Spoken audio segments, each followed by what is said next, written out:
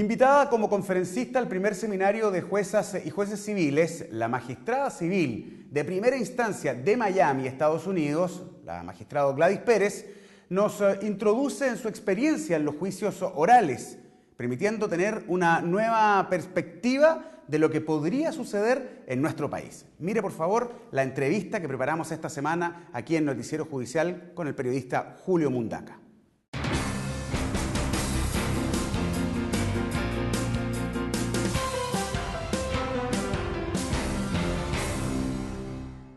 Gladys Pérez es magistrada civil de primera instancia de Miami y fue invitada como oradora principal de la inauguración del primer Congreso de Jueces y Juezas Civiles de Chile. Le quiero dar las gracias por participar en esta entrevista en Canal Judicial. Gracias a ustedes por su invitación. Le quiero preguntar cómo es el sistema judicial de Estados Unidos. Conocemos la figura del jurado, pero me gustaría conocer más antecedentes de cómo es el proceso.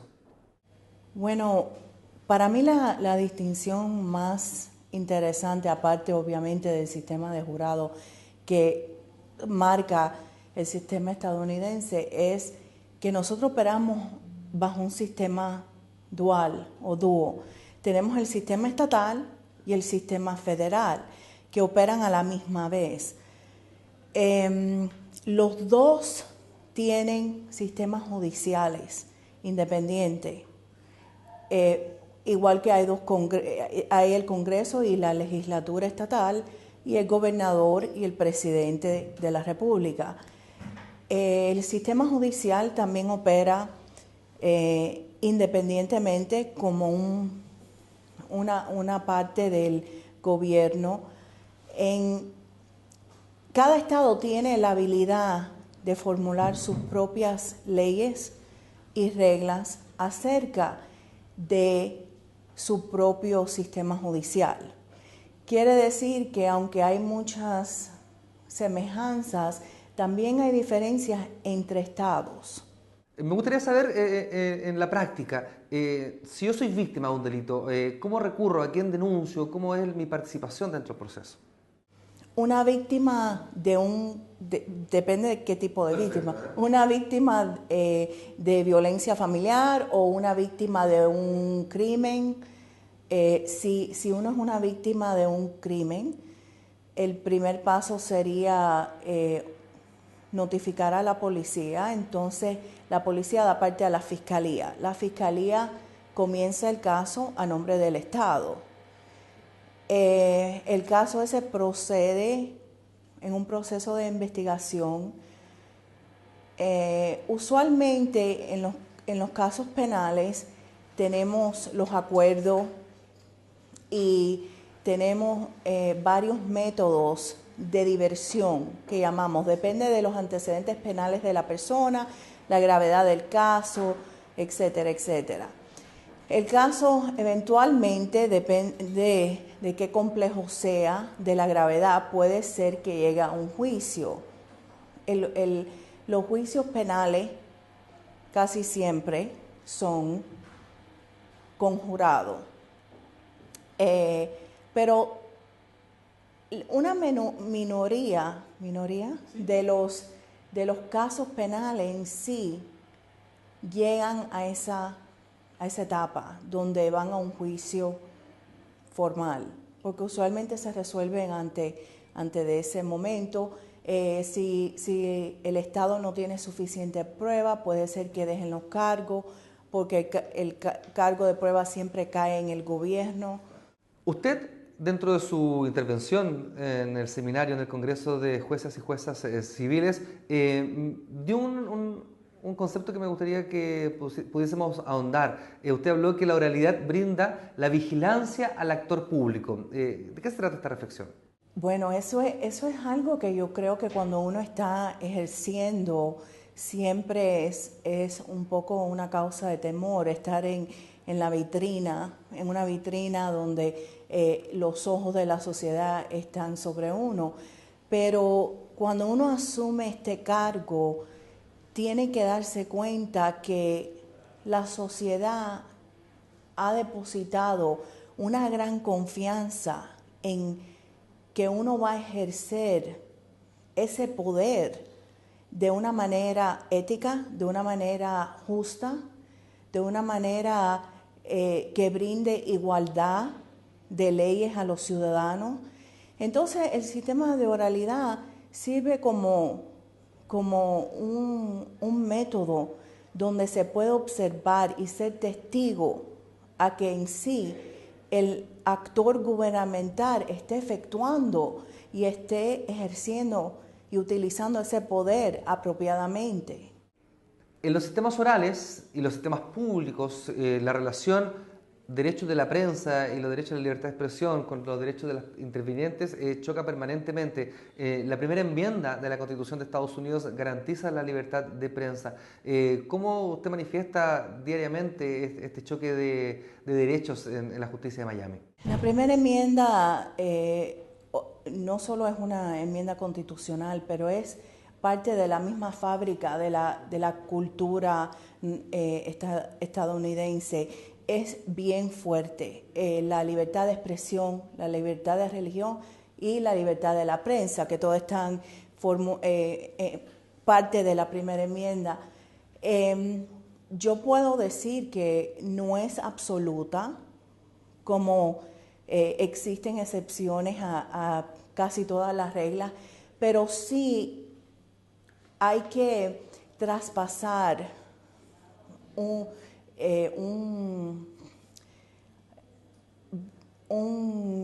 camino bien fuerte para pisar la primera enmienda. Por ejemplo, las audiencias son públicas.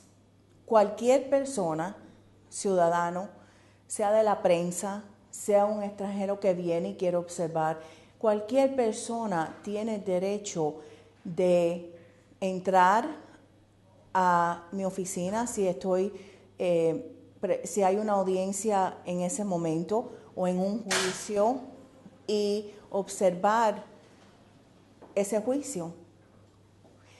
Hay varias excepciones que comenté ayer, por ejemplo, en casos de víctimas menores, en casos de abuso sexual o violación.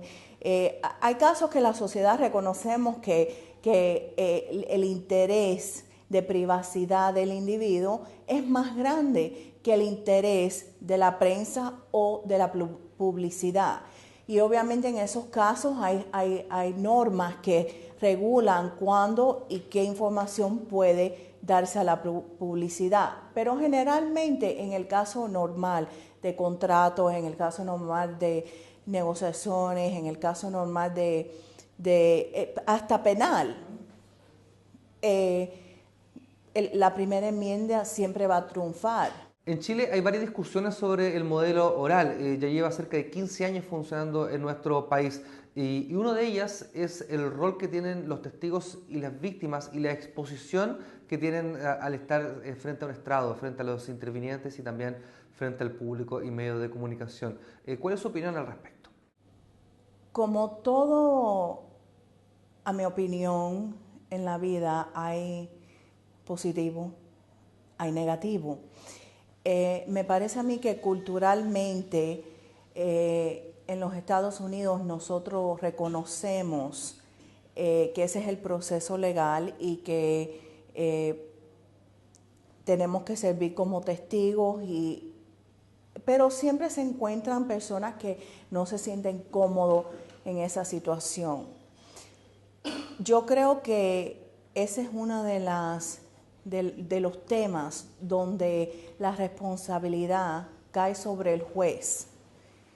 Por ejemplo, si un abogado está interrogando a un testigo de una manera argumentativa, de una manera que ya el testigo se está poniendo emocionalmente incómodo, uno tiene deber de a lo mejor llamar a un receso y pedirle al abogado que por favor modifique la manera de la interrogación.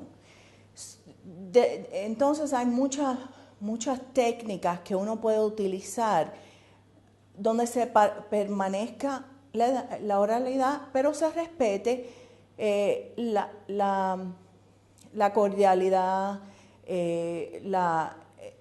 no hacer daño a una persona que está brindando un servicio. Una de las discusiones, ya hablando del sistema civil en particular, una de las discusiones en Chile es cuánta influencia tiene el juez en la causa. Hay jueces que optan por la idea de reservarse y solo escuchar las alegaciones de las partes y otros que tienen un rol mucho más activo. ¿Cuál es su mirada frente al tema y cuál es la actuación que usted realiza en Miami? Bueno, eso fue una pregunta que contesté ayer y que pensé, me causó mucho interés, porque es un debate que nosotros todavía tenemos entre los jueces estadounidenses. Y si usted está familiarizado, hay mucho debate a nivel nacional sobre el activismo judicial. Personalmente, nosotros tenemos, igual que ustedes, el cargo de prueba, que cae sobre una de las dos partes. También la otra fase de esa pregunta es que los jueces como yo, aunque somos nombrados o elegidos, tenemos el requisito de haber practicado leyes. Entonces, yo siempre me gusta ejercer desde el punto de vista de el juez que yo quisiera aparecer delante. Y muchas veces no me gustaba cuando el juez intervenía, porque el juez no sabe, y yo no sé en estos momentos, si el abogado tiene una estrategia. El abogado conoce el caso de él o de ella mucho mejor que yo puedo conocerlo, porque él o ella han vivido ese caso. Yo simplemente estoy familiarizada con el caso, de acuerdo con los escritos, con la demanda, con la contesta. Entonces, yo me parece, por lo menos del punto de vista de la filosofía judicial mía, es permanecer neutral, nunca partir de esa neutralidad. Obviamente hay ciertos momentos donde uno tiene que controlar el procedimiento, puede controlar la presentación de testigos, puede tener discreción en la introducción de pruebas, pero en términos si hay un abogado que no puede introducir alguna prueba o no puede formular algún tema o alguna teoría legal, yo creo que es inapropiado que el juez formulice esa teoría o que presente o introduzca la prueba que en sí no ha podido hacerlo por los medios, porque al fin y al cabo la responsabilidad esa cae sobre las partes, no sobre el juez. Usted dijo en su discurso de jornada inaugural una frase que me quedó dando vuelta. Usted dijo que los intervinientes no solo tienen que persuadir al juez y tratar de convencerlo de que su parte es la correcta, sino también educar, instruir. ¿A qué se refiere con que las partes tienen que educar a un magistrado? Ciertamente, porque la ley evoluciona.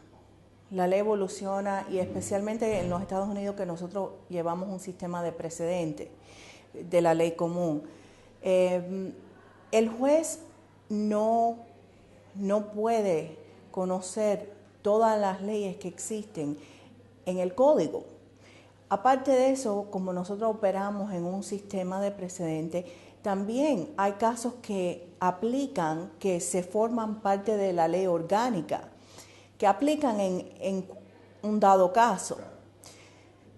La responsabilidad de presentar eso a la corte cae en los abogados. Entonces, me parece que el rol del abogado es ciertamente persuadir al juez que obviamente falle en su favor o encuentre en su favor, pero también educar al juez de las leyes que aplican, los casos, los antecedentes que aplican, y también de cómo este caso va a implicar o qué implicación va a tener esta decisión en otros casos. Así que sí, yo creo que hay un proceso de educación y yo por lo menos estoy sumamente agradecida cuando el abogado se involucra en esa tarea, porque me parece que estando abierta a ese proceso cristaliza el razonamiento legal y uno puede llegar a una decisión más correcta con toda la información que se le brinda. Por último, usted nos contó, nos adelantó que en Estados Unidos están las elecciones de los magistrados. Me gustaría, por favor, brevemente para terminar esta entrevista, que usted nos cuente cómo es un proceso eleccionario de jueces en Miami. Sí, nosotros tenemos un sistema mezclado en la Florida que varía de estado a estado. En la Florida uno puede ser nombrado por el gobernador o ya cuando es juez, uno puede ser contrincante de un juez siempre y cuando haya sido un abogado que ha estado en práctica más de 5 años, o puede ir a elección. Quiere decir que yo puedo tener un contrincante cuando mis 6 años se venzan. Las elecciones, pero cada juez, sea nombrado o elegido, tiene que ir a elección. ¿Y esa elección es abierta? ¿Los Sí, ciudadanos? Sí, por el condado entero, sí. Entonces, y es una elección plena, como si fuera para cualquier otro oficio público, con recaudaciones de fondo, con carteles, voluntarios, etcétera, etcétera. Simplemente que operamos dentro de los reglamentos y las normas de éticas judicial, que en la Florida es no partidaria, y también no podemos hablar sobre cualquier tema que pueda aparecer ante nosotros. Quiere decir que básicamente uno no puede dar opiniones públicas sobre cualquier tema social que esté vigente en ese momento, que yo sé que sirve como una fuente de frustración para muchos candidatos, igual que para los ciudadanos, porque el ciudadano quiere votar por una persona que sea de mente igual. Es bastante difícil, pero uno tiene que cordialmente decirle que desafortunadamente por las reglas de éticas judiciales no podemos dialogar sobre temas que puedan ser casos que tengamos que decidir, pero puedo educarlos sobre mis calificaciones judiciales. Eso es como se trata el tema ese. Le queremos dar las gracias entonces a Gladys Pérez. Ella es magistrada civil de primera instancia de Miami, Estados Unidos, y fue la oradora principal de la inauguración del Congreso de Jueces y Juezas Civiles de Chile. Le quiero dar las gracias entonces por participar en Noticiero Judicial. Gracias a ustedes.